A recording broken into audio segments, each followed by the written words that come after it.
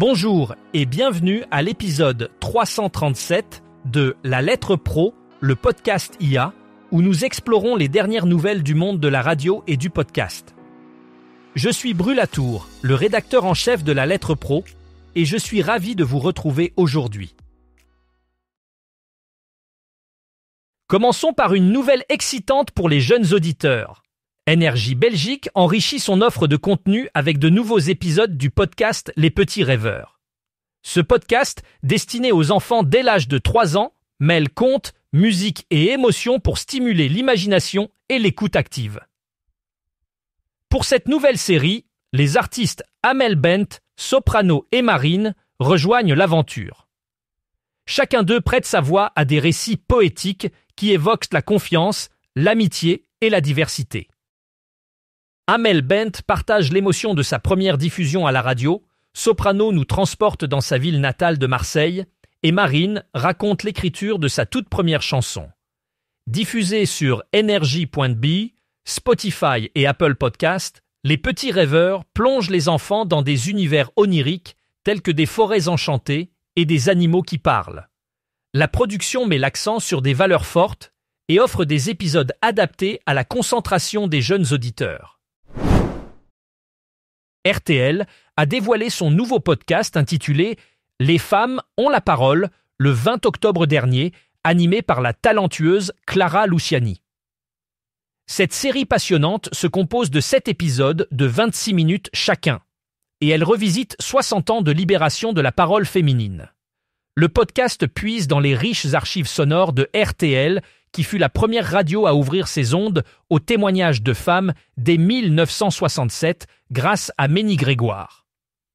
Clara Luciani, accompagnée par l'écriture d'Eva Serrayol, retrace l'évolution des thématiques telles que le travail, la famille, la maternité, l'interruption volontaire de grossesse, la contraception, la sexualité, le corps, la vie de couple et les violences faites aux femmes. Chaque épisode est enrichi par l'intervention d'expertes qui replacent ces voix dans leur contexte historique et social. Ce podcast est disponible sur rtl.fr et l'application RTL, poursuivant la mission de la radio d'offrir un espace de dialogue, d'écoute et de mémoire. Tesla a décidé de supprimer la réception de la modulation de fréquence sur ses modèles d'entrée de gamme, ce qui provoque une onde de choc dans le monde de la radio embarquée. Cette décision marque un tournant significatif dans l'industrie automobile, alors que le divertissement numérique remplace progressivement les technologies analogiques traditionnelles. Les modèles concernés par cette modification se tourneront dorénavant vers des solutions de streaming et de radio numérique pour offrir une expérience audio aux conducteurs. Cette évolution pose des questions sur l'avenir de la modulation de fréquence, notamment en ce qui concerne sa pertinence et son intégration dans les véhicules modernes. Toutefois, Tesla n'est pas la première entreprise à faire ce pas, car d'autres fabricants ont déjà commencé à intégrer des systèmes sans modulation de fréquence. Bien que cette décision puisse inquiéter certains acteurs de la radio traditionnelle, elle ouvre également la voie à de nouvelles opportunités dans le domaine de la radio numérique et du podcasting. En 2025, la radio commerciale britannique atteint un jalon historique.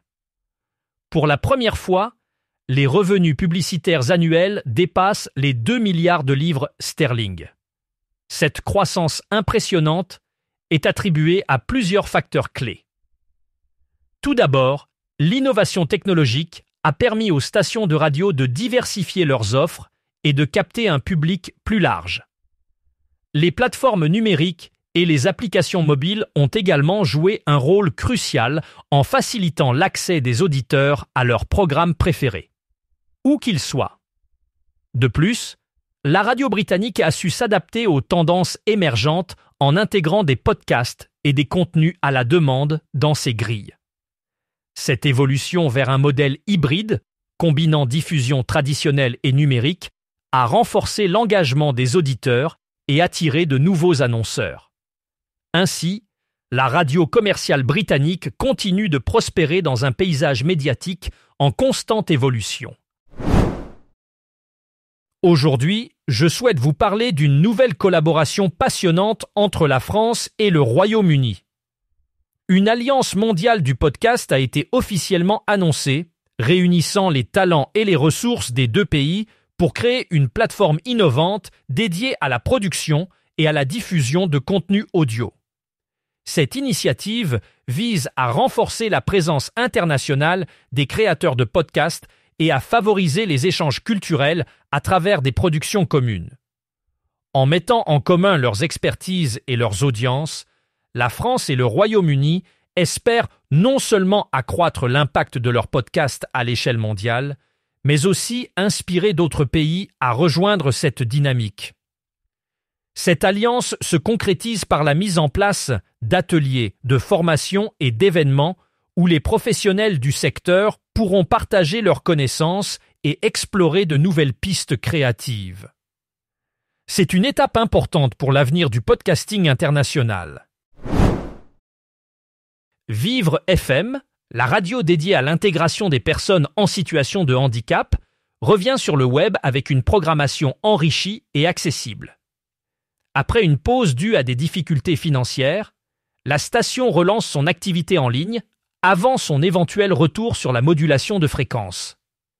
Cette relance numérique marque une étape importante pour Vivre FM, qui continue de promouvoir l'inclusion sociale à travers ses émissions. En mettant l'accent sur des thématiques variées, la station offre des contenus adaptés aux besoins de son auditoire.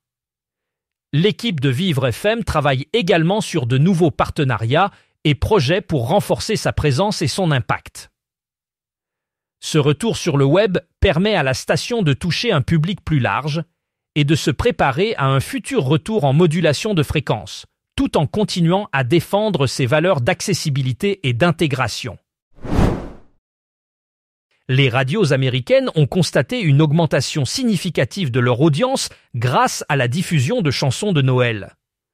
Selon Katz Media Group, en 2024, les stations qui ont opté pour une programmation festive ont vu leur audience moyenne horaire augmenter de 34%. L'audience cumulée a également progressé de près de 18% chez les adultes âgés de 18 ans et plus.